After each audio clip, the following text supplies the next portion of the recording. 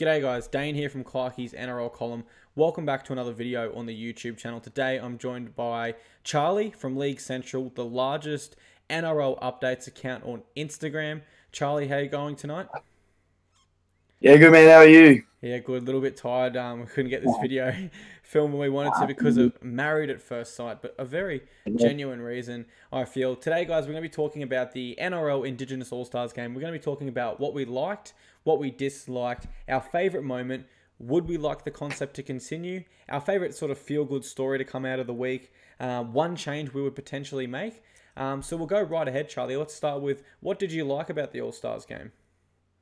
What I liked about it, I liked that they changed the concept. I wasn't really a fan of the NRL and the world because I sort of feel that it was the whole NRL and the whole world sort of versus just targeting the Indigenous, like the Indigenous team sort of thing. I definitely agree. But I feel like bringing both heritages together was a good concept, as well as having players who've represented Australia, Queensland, can also still represent their heritage is a good thing, I believe. Absolutely, I agree. What we used to have was essentially one very proud culture with a group of players representing their culture and their heritage. And on the other side, we had the NRL All-Stars where, you know, personally, I'm a huge fan of the NRL, but I would never buy an NRL All-Stars jersey or say I go for the NRL All-Stars team. But like you said, bringing in the Maori squad has enabled two very proud cultures to clash head-to-head. But I'll tell you what I like, Charlie. It wasn't particularly anything like that. It was, as a Titans fan, of course, I'm going to be a little bit biased here. And I'm going to go ahead and say I was so excited from what I saw from the Titans boys. In particular, three men. Tyrone Roberts, Tyrone Peachy, and Nathan Peets. We'll start with Nathan Peets. His running game wasn't fully back, but it was back in moments, and I believe he still had the most tackles out there. So his defensive workload hasn't dropped off, yet we're starting to see a little bit of offense. Then we go to Tyrone Roberts, man of the match. Not too much else we can say there. He had a blinder. Great game, and if we're including him in Pete's, that's half of our potential spine. Yeah. Tyrone Roberts, Tyrone Peachy. Long is the debate. Is he a centre? Is he a half? Is he a lock? He sort of, in the All-Stars game, given you could use all these interchanges unlimited and had an extended bench, I feel he was given a real license to roam it, and I really liked what I saw from him, especially in terms of playmaking. Would you agree with that?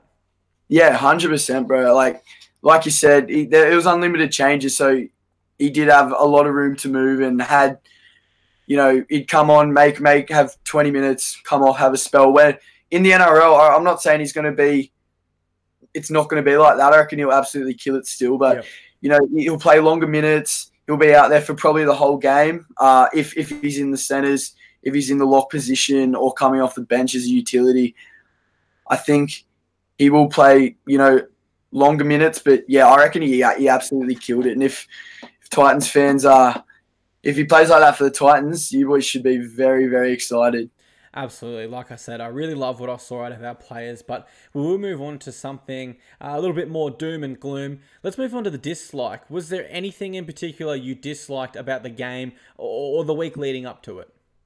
Oh, I'm not really anything. I think quarters. I'm not really a fan of the quarters. I like just the full hard half of footy, half time. You can go do whatever you want in half time and then come back, watch the second half. I'm not really a fan of 20 minutes interval, like, you know what I mean? I just like it being footy. Footy's footy, so just, and also like 20 men as well. I'd rather, if they're gonna play it as a game of culture and heritage, they should treat it like a real NRL game, like a real honor to play, for like to pull on your jumper of your heritage. You should at least be able to play a full 80 and have the 17 and the same amount of interchanges and, you know, all that type of stuff.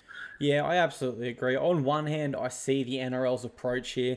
They want an exciting brand of footy. You know, it is still pre-season. They want the All-Stars to be a big spectacle. But then I'm on the same page as you. As a, you know, a diehard footy fan that watches every game, I want to see a more traditional, as you said, you're 17, not unlimited interchange, something like that. So I definitely agree there. And I'll tell you what I dislike. This is probably a little bit controversial, but I didn't like Kalen Ponga in the halves. Yeah, nah, I didn't either. I mean, I was watching it with my mates, and even they were just like, he's not a 5'8". Like yeah. he's just so good at he's just such a good player. Like, and at the back, or like, you know, where like he's so good at fullback. Like, I agree. I mean, he does possess all the skills to be a great 5'8", just not this early in his career. Yeah. It comes back to, you know, the great Darren Lockyer. He was the best fullback, then he became the best 5'8". So often we see, you know, players in the modern game trying to transition between the two positions. And I just think, just because one, you know, absolute future immortal in my opinion, Darren Lockyer, was able to do that. I wouldn't say he did it seamlessly. He did struggle in the first few years, but just because one great player in history has been able to do it, doesn't necessarily mean all players should attempt it. Now, I will say this for Ponga. Yeah. It's still very early days. I mean, come on, it's his first game of 2019. Perhaps we just expect a little bit too much out of him. And in this case, you'd rather him play 5'8" in a game like that than play 5'8" and have him play like that for Newcastle come round one. So, absolutely. I mean, it's sort of an opportunity for him to dust out the cobwebs, because he's just had 8 weeks off through before preseason, during the Christmas break or whatever, and then he's come back to training, and I'd say he's still very fit, but yeah, it's still real early days. Yeah, I mean, while we're on the page of, I guess, making excuses for KP here, I will say he didn't have an established halfback outside him. He had Jerome Hughes, who we're expecting to line up as a fullback this year. So he had 2 fullbacks in the halves. That's obviously not ideal for your first game transitioning. And at the Newcastle, in my opinion, he has a top 5 halfback with him in Mitchell Pearce. So I don't see these problems persisting. But to touch on the problems I saw with KP, I think at times he overplayed his hand. Exactly. And I think he was trying to be a bit too good at making out like he can be a 5'8" when, you know, he's still got a lot of work to do. Absolutely. We see KP at fullback, and he injects himself in the right moments, and they're the big moments, and he takes the full opportunity with both hands, and often converts into something great for his side. But I feel a lot of the plays he was trying to create on Friday night were just a little bit, I guess the word is fabricated. He was trying to create them when they just simply wasn't there. And one more thing to touch on KP, one thing I disliked was his kicking game. I felt his fifth tackle options in particular were poor. But as we spoke about, there's obviously a lot of reasons. In terms of fantasy Supercoach, or if you're a Newcastle Knights fan, I personally wouldn't be too worried from what I saw. He did have limited minutes. He does have an extensive list of, I suppose, excuses, as we just said. And I'm sure you'd have to agree with that. Oh, 100%. Exactly. Like, yeah, you've touched on everything. It's still very early days, but I mean, come on later in the year, come towards the end of his career, he will slot in. He can play anywhere. Like, he played second row for Queensland or something. And essentially, yeah. So... Absolutely. Let's move on to another bit of a happy moment. Your favourite moment. What was the moment you liked most? Mate, I loved Josh Kerr crossing over for a try. I mean, debut, like, to not even play a game of NRL and to go out, and it's one thing to represent your culture, but another thing to, you know, play a game of full-fledged footy before you've even debuted. Like, I think one other player did that, and that was Chris Grevsmull. Chris Grevsmull, yeah. He scored as well before he played in the All-Stars too. So yeah. But like, I think that was just such a good feel-good moment, and like, for him, that like, I'd say he'd crack the NRL at some stage this year. But even if he never does, I'd be happy with my efforts there. Like, that's such a good effort. Yeah, I think if Jack de Belin is stood down, which is what the rumours are at the moment, Josh Kerr does potentially slide straight into that top 17. And I do want to let our viewers at home know, a lot of people don't know this. Josh Kerr was given, I'm not sure on the particular award's name here, but I will detail it, the best off-field acts, sort of, for the St. George Illawarra Dragons. He was given that award for all his outstanding work he did, in particular with the Indigenous community for the 2018 season. So I I can't didn't think know that. I can't think of a debut that was more well earned for Josh Kerr. Absolute legend. We're trying to actually get him on for a Q&A at the moment, so stay tuned there. My favourite moment, and I'm sure this is a lot of people's, Charlie, Ferguson's backflip. Yeah, I forgot to Oh, touch on that. I was going to say that. Yeah. what How an good was it? oh, he's a freak athlete. He's what, Oh, six something foot. And I oh believe the parkour term for it is a gainer. He had forward yeah. momentum. I And mean, imagine if he ate it. Oh, and he just played about half an hour of professional sport. yeah. Oh, I mean, Imagine if he ate it. Like how, like it's so crazy for like such a like everyone is cheering, getting so excited. Imagine if it didn't turn out the way it oh, was meant to. yeah. I mean, Like it's dangerous, but I mean it's entertainment. Like yeah. he loved it. The crowd loved it. Oh, Everyone we was. all loved it, but I know one man who didn't love it, and that's probably Brad Arthur, his coach. Yeah, That would be quite an unfortunate way to lose your marquee signing. A it would failed be. backflip try celebration would be a Yeah. first in rugby league. Of course, this is a crazy sport where we see stuff, new stuff happen every day. We'll move to our next question, Charlie, and I think I already know your answer for this one, but would you like to see the concept continue? And Yeah, I would. furthermore on that, would you like to see it continue as Maoris versus Indigenous Australians, or would you like to see potentially another Pacific Island nation added per se?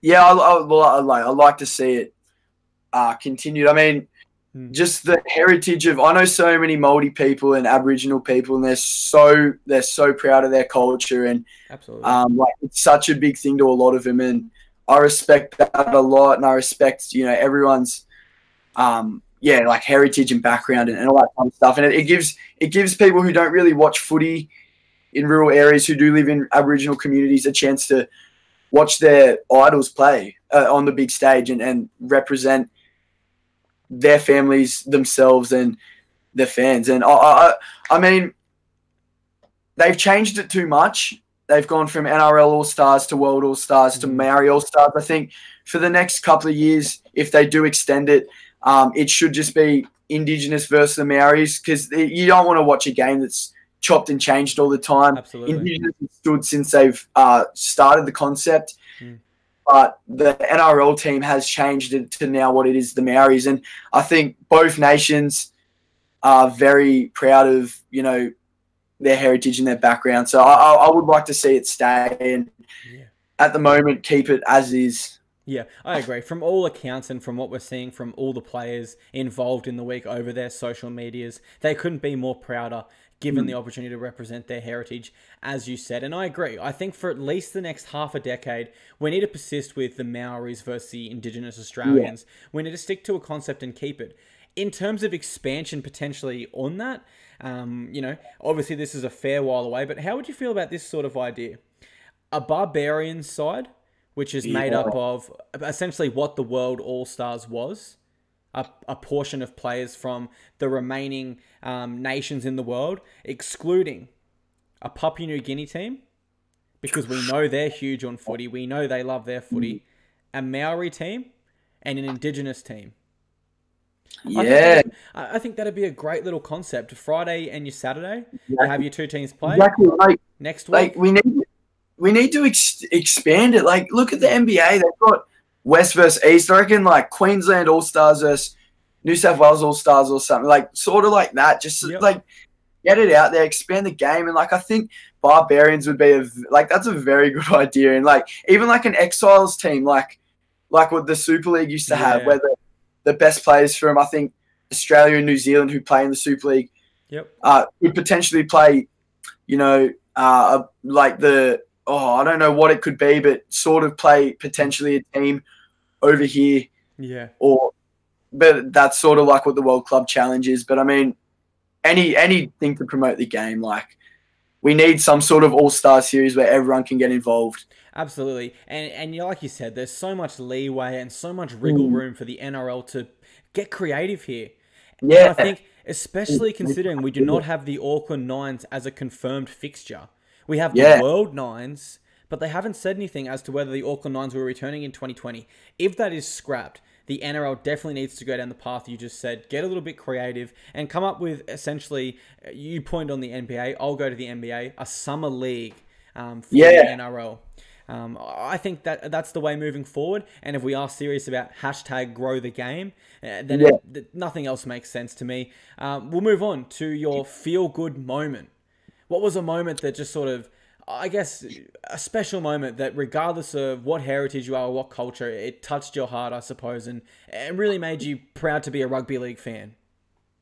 There's a couple. I mean, I didn't really see this until you posted it on your account. That photo of Cody Walker with those two kids, and like it just puts it into perspective. Like they've got so much, and they've got everything, and for you to take time out of your night when you've just been to football to go see two kids who are less fortunate than you and who would die to see you, that's a very good moment. And as well, I think the huckers, the war cry and the hucker, it's just so passionate, and the boys who do it, like you can see the emotion and the passion in it, and the drive and how proud they are to absolutely, throw that off, and it's a pretty spine-tingling thing. Yeah, I've got to agree with you. Like you touched on, the war cry and the hucker. And what was really special about that for me was, despite how tense and how passionate both cultures were, and you could almost sense it in the air as the Indigenous marched forward and the Maori stood their ground. There was that tense pressure about the situation, but afterwards it was all respect. And that's what rugby league's about at the end of the day. And they shook hands afterwards, and that just shows what such a good game is. Your best mate could be on the other team, and you want to murder him for 80 minutes, and at the end of the game, your best mates again. Like that's just what rugby league is. Absolutely. And as you touched on, the players after the game, from all accounts, I wasn't at the game live, but I'm receiving fan mail and hearing stuff all over the internet that almost every player was out in the grandstands well after the match concluded, to the point where security was grabbing them to take them back in the sheds. Yeah. You touched on Cody Walker. That was a special moment. There was one of Andrew Fafita walked off and gave it to Yep. Jimmy Roberts, Jimmy the Jet did the same. But as you said, Cody Walker, to receive that message for me was, I couldn't get that story up fast enough. It's the sort of story where instead of the media sadly twisting his words and putting out the headline, Walker wants the national anthem changed, he didn't necessarily say that. He said the song doesn't represent me or my family's values, and that's his choice. Everyone's entitled to an opinion and a choice, so I've got nothing against that. What the media should have been doing was posting the fact there was a young boy in a wheelchair who obviously cannot go down the stairs to get to the fence to meet his favourite players. Yeah. Cody Walker has seen this, jumped the fence, not gone and got a photo and, oh yeah, cheers kid. Literally sat down and got to know him. Exactly. And I would go as far to say made this kid's life better.